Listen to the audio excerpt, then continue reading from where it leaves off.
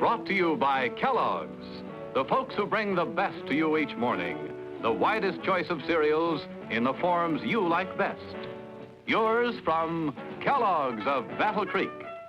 Now let's all play What's My Line?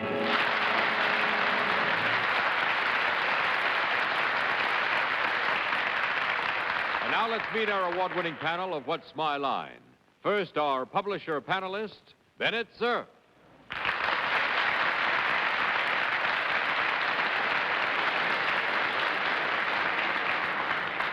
Miss Arlene Francis is off in Florida trying out a new show, I believe. So in her place tonight, we've got a beautiful young lady, looks like a child to me, who's new to television in this country, new, in fact, to this country. She's an English girl named Eunice Gayson. She's just come here from Lettermy Kate in England. Miss Eunice Gayson.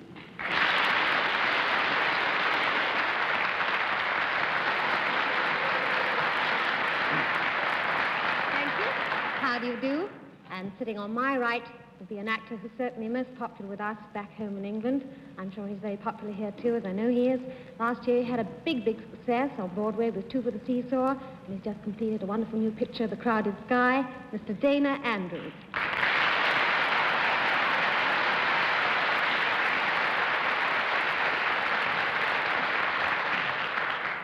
And on my right, one of the top lady newspaper men of the country who leaves tomorrow morning for the West Coast to cover the Finch trial, Miss Dorothy Kilgallen.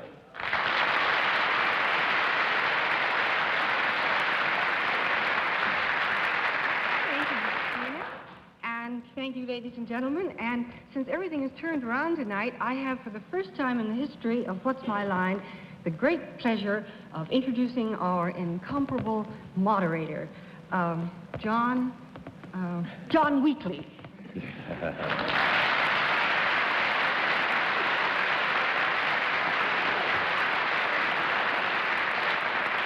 And I think we ought to announce right now that there's a new comedy team, Kilgallen and Daly. We just cooked that up. We're pretty proud of it.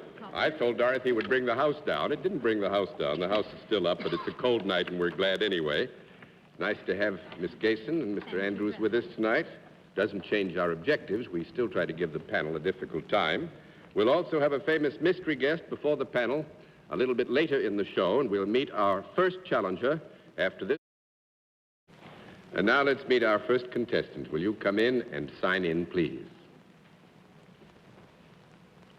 Right there.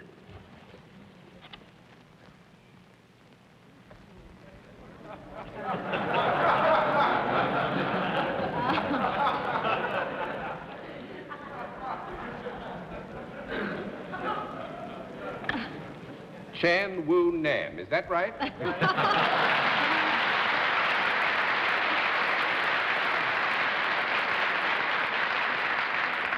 I think it's only fair that you should all know this was rehearsed, wasn't it? Mr. Nam, it's very nice to have you with us. Where are you from, sir? I'm from Seoul, Korea. Seoul, Korea. Well, I think you are the first person we've had from Korea, and it's very nice to have you as a guest on What's My Line. May I present our panel, please?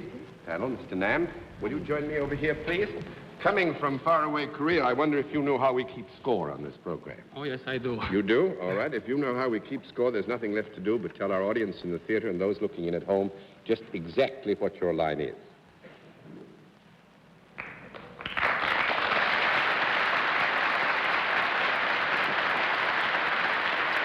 All right, panel, we can tell you that Mr. Nam is salaried, and we'll begin the general questioning with Miss Kilgallen. Mr. Nam, welcome to the United States. And may I assume that you have nothing to do in any official capacity with the United Nations? No. Do you work indoors? Sometimes. Can both men and women enjoy or profit from your services? Can both men and women enjoy or profit from your services? Oh, yes. Yes.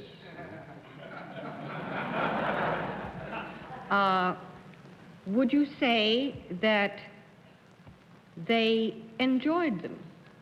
Would you use that word?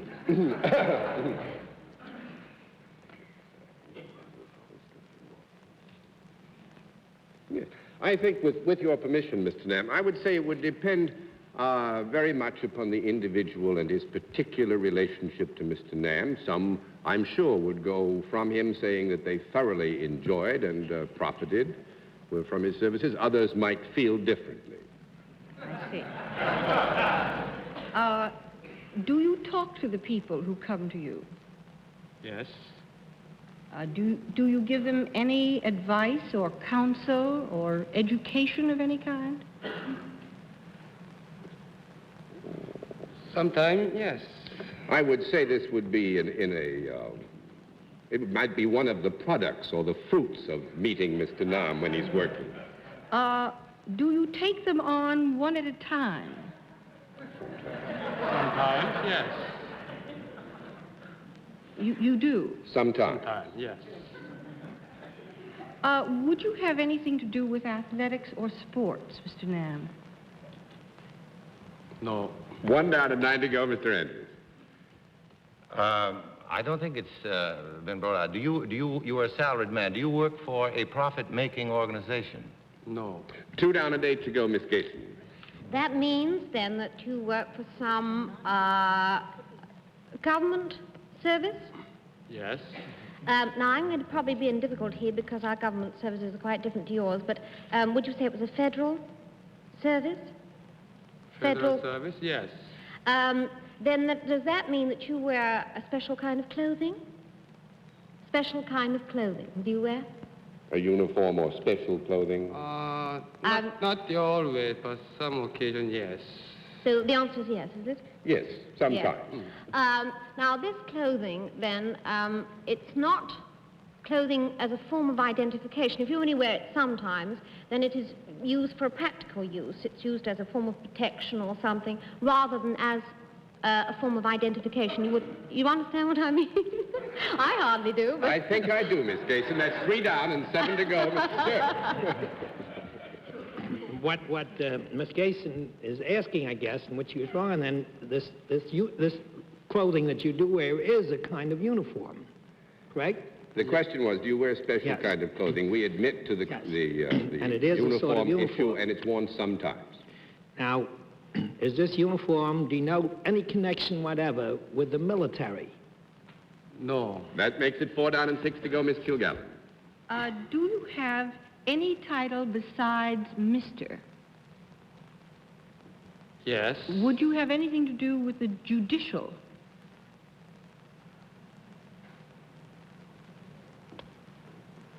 I just left. Well, Dorothy, that could you reframe it so that it's a large target? You know, I've had something to do with the judicial recently. I got a speeding ticket. Okay. I will ask What do you mean, good, Bennett? I will just rule out something that crossed my mind. May I take it, Mr. Nam, that you are not a judge of any kind? No. But you may, in your work, have something to do with the law or the penal code of your country? Yes. Do you have anything to do with a jail or prison? Yes. Are you an official of a prison? No. No. 5 down and 5 to go, Mr. Andrews. You said you might have a title. Do you have attached to your name the title of doctor? No. 6 down and 4 to go, Miss Gayson. Do you deal with the mental approach to people, would you say? Do you have a mental, how can I put this? A mental, approach to people? Putting it neatly. Sometimes, yes. Sometimes. I mean the actual mental well-being of people. The mental well-being. That would knock it up. No. 7 down and 3 to go, Mr. Cerf. Mr. Nam, you are not an official of the jail where you work. We've established that fact. The You question said now, you were Bennett, not. there's a presumption of fact there. It has never been determined that Mr. Nam worked in a jail. The question was, did he have something to do with the jail or the penal And he had code? something to do with it, but was not an official thereof. Right. But he does wear a uniform. Are you in any way connected with the moral regulation of people in that prison? In a religious sense, I mean. No. Nope. 8 down and 2 to go, Miss Kilgallen. Are you in any sense a police officer? Yes. Mr. Nam is as relieved as we are, I think. But now there's still a small step to go, Dorothy. Mr. Nam is connected in, or is in some way a police officer, but is what? Some kind of a special kind of a police officer. Well, he has said he's not an official of, are you an official of the police department? Are you the chief of police? Chief of police, I think he'll accept. Won't we, Mr. Nam?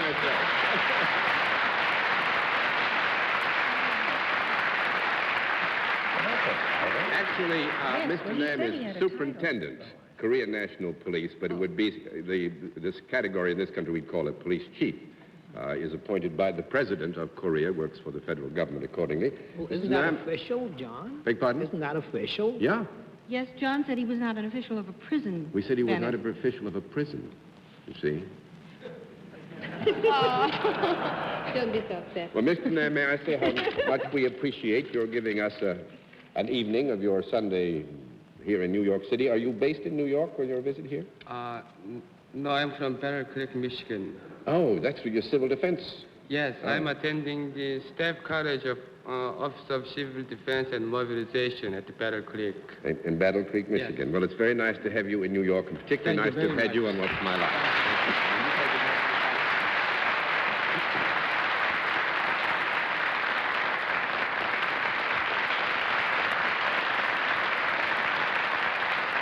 All right.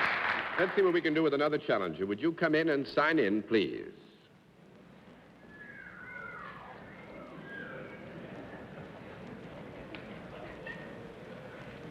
Connie Clark, right? Is it Miss or Mrs. Clark? Mrs. Clark, and where are you from? Madison, Wisconsin. Madison, Wisconsin. Nice to have you with us. May I present the panel? Panel. You know how we keep score, Mrs. Clark? Yes. All right. In that event, we'll let the audience hear and those at home know exactly what your line is.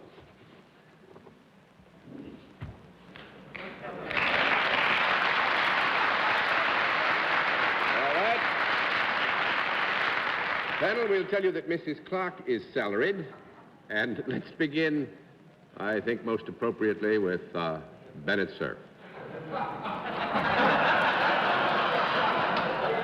Mrs. Clark, Madison being the capital of the state of Wisconsin, also the home of the University of Wisconsin, have you anything to do with either the Capitol building or the University of Wisconsin? Yes. Which? What's your answer? Is it the university? Yes. Don't tell me you're a member of the faculty there. No. That's very good, Bennett. That's 1 down and 9 to go, Miss Kilgallen. Do you work indoors mostly at the university? Yes. Is there any product even tangentially connected with what you do? Yes. Yes. Would that product be food or beverages? No. No. 2 down and 8 to go, Mr. Andrews. Do you have anything to do with the athletics of the university, Mrs. Clark? No. 3 down and 7 to go, Miss Gayson. In this job that you have, do you deal with both men and women? Small conference. She must know. Yes. So therefore, there is another element there. Is there also... Two elements, men and women. Ah, you'd be surprised. There's also something inanimate with which you deal. Is Something there? inanimate with which we deal? As well as You men and mean women. singularly there is something inanimate with which... Well, if you insist, I mean that. No. Yes. Well, see, I just don't want to mislead you, Miss Gayson. We would have to assume that working in a university area, there would be inanimate objects involved in the normal... Carrying out of her duties? Yes, well, there would anybody, desks, that They sort call of them thing. freshmen, I think. May I forget that question? Yes, you may forget Thank the you very much. Now, do you wear any kind of special clothing? Sometimes. Do they have to come to you for this particular service? Do they have to come to you for this particular service? Well, I don't think they're, well, I wonder if Mr. Nam needs a new policeman in Korea. I would say here again, we have to give you an answer which you might consider a bit on the vague side. Yes. Well, I'm a bit vague myself. In the normal course of events, certainly those colleagues or others with whom Mrs. Clark works would come to her on some occasions. Is that fair enough? Now, you'd either be here for two reasons. A, because you have rather an unusual type of job, or B, because this job is usually carried out by a member of the opposite sex. Am I anywhere near it? No? Well, I would say of the two premises, one or the other might be accurate, yes. Am I teaching American stuff? No, not a bit. You're doing very well. We do it differently back home. So I'm still on a sticky wicket, am I? Yeah, still on the sticky wicket. But I know you'll hit it for sixes. I know it's not cricket, but still. Now, the point is this job that you do, you have special qualifications for it. Well, we like to think that Mrs. Clark has special qualifications for it, which would come with a degree of training and familiarity, yes. I see. Am I right in thinking that you are not unique in the whole of America for doing this? I mean, there are other people who can, and in fact do what you do? Yes. Would it then be something that would be confined to the framework of the life such as you live? I mean, in other words, there would be one of you in each university? No, I don't think we would agree there would be one of Mrs. Clark in each university. That's 4 down and 6 to go, Mr. Cerf. I'm a little bit hazy from all this. Bennett, if you'd just stopped that sentence after the word hazy, we'd have been in great shape. Mrs. Clark, besides dealing with men and women, do you have anything whatever to do with other forms of animal life? Yes. The work that you do on the campus has something to do with animals? Yes. Are these animals there for experimental purposes? Yes. Do you work in one of the University of Wisconsin laboratories? Yes, I do. What do I have to guess? Which laboratory? Which animal? Which animal? Yeah. Is it a four-legged animal? Yes. Is it a very small animal? Sometimes. Is it very small? It gets bigger as it gets older.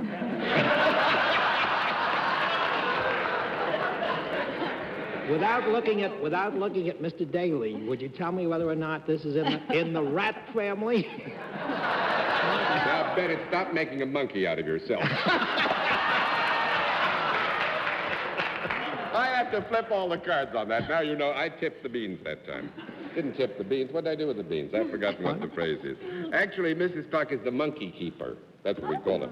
She has care of a whole colony of monkeys which are contributing, along with the university, and happily, Mrs. Clark, to the furtherance of our medical knowledge. Yes, Mr. And they really aren't considered four-legged animals, are they? Because don't they have opposing thumbs?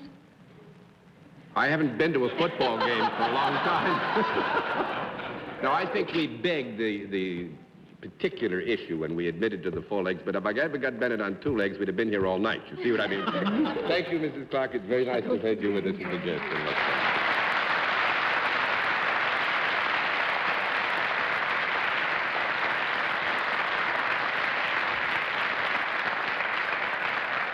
We might meet tonight's mystery guest in just a moment, but first, here is a word from our sponsor. Now we come to the special feature of our program, the appearance of our mystery celebrity, for which my colleagues on the panel are all blindfolded. Blindfolds in place, panel? Yes. Then will you come in, mystery challenger, and sign in, please?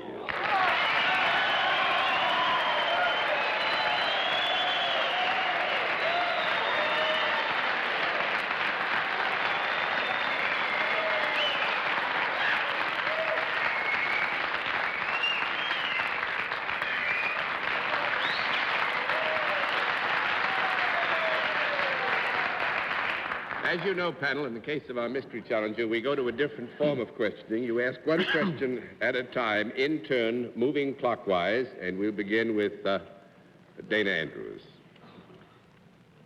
Are you a member, is your profession in the entertainment world? I'm sometime, you would call me entertainer.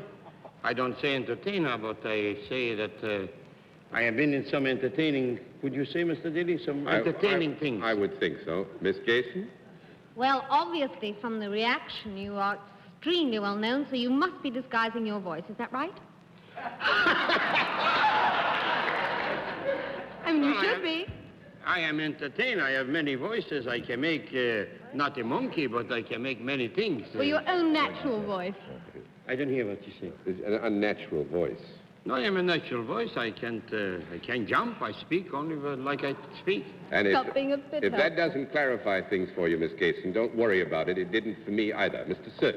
I think I rather recognize that disguised voice. So do I. And I was just wondering if this disguised voice has presided in the last month over about 944 banquets.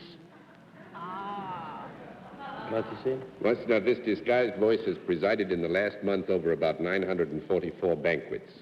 944. Well, not that many, maybe, but That a would great be many. number of them. I don't know what to say, that man. Well, actually, we call him the mumbler on the panel. He's a foreigner, huh? Oh, a foreign guy, yes.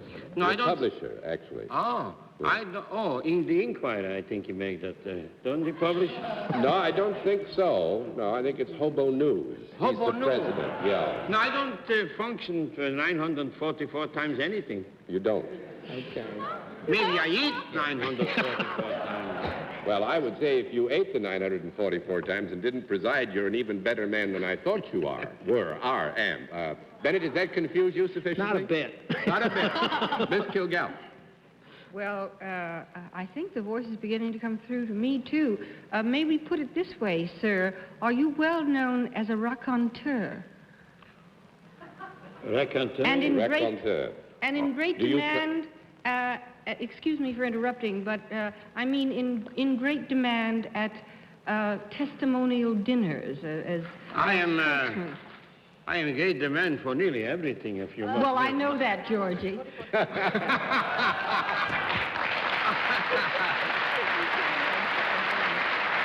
Can we all say it at once? Well, I guess you can't be around 112 years and fool anybody anymore, I suppose. Now, Miss Gayson, that was a little bit unfair to you. This man and this voice are so well known in these United States. Indeed, to me, too. In fact, we met once in London. I think it was at the Variety Club. That's right. I spoke Great at Britain, a luncheon to Somerset Maugham. I the other met day. you, and I recognized your voice, even, I'm afraid. You must have been a tiny little girl, if I'd have remembered it. Well, this is good. Well, this is just one of them. I suppose they got me too quickly. No, nobody got you too Well, quickly. tell me something. Shouldn't you ask me what I'm doing here? That's what they told me you would ask. What are you... What are you doing? Well, I'm here. As a matter of fact, I spoke tonight at a dinner to a wonderful lady, Jenny Grosinger, who built a hospital in the Holy Land. And I'm making a luncheon speech, the Lord willing, tomorrow for Bonds for Israel. I speak at night in Los Angeles, California, for the Knights of Columbus. So I'm playing no favorites, and I may even do something for the Muslims. I don't know yet. But actually, I'm here on two purposes, and this is no plug of it. I get nothing. I have an interest in a picture called Jack the Ripper, which has nothing to do with me personally, I suppose, as you know. And I'm interested in engaging his services, because I'm going to make a movie with Jack Parr, based on George Cohan's great mystery play, 7 Keys to Baldpate. And it's the story of a publisher and an author, and if you recall... George, please, will you... Pointing to Bennett Cerf. You were pointing at Me or Bennett Dennis? Cerf. Yes, to play himself. It's a villain, of course. Has to be. And as a matter of fact, I spoke to him on the phone the other night. Didn't I? Bennett, stop blushing. And of course, being a ham, he sent me to his agent. I haven't told Phyllis yet. She's going to kill me. Actually, I handled Bennett, and he just got a bad case of laryngitis, George. I don't know if we'll ever get it cleaned Well, we're up. not making the picture until August. I'm sure we can make a deal with him. If not, we'll get an actor to play him. Good idea. Sid Luft, I thought I'd get. George, thanks so much for being I'm our so guest. happy to be Lovely here. to So have happy you to- with us in What's My Line. Thank You you. say good night.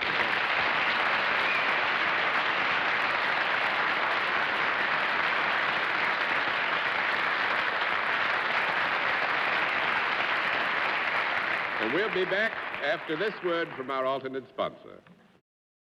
To have you, Miss Gayson and Mr. Andrews, and thank you and good night, Miss Kilgallen. Good night, John. Good night, Dana. Come again soon. Oh, Dorothy. And Miss Gayson, too. See you in L.A. Say good night, somebody. Oh, well, good night to you. I'm so surprised it's over. Good night, Arlene. Good night, John. Good night, Bennett. And we'll not be with you next week because of a special preemption. We'll see you the week after. Thanks for being with us on What's My Line?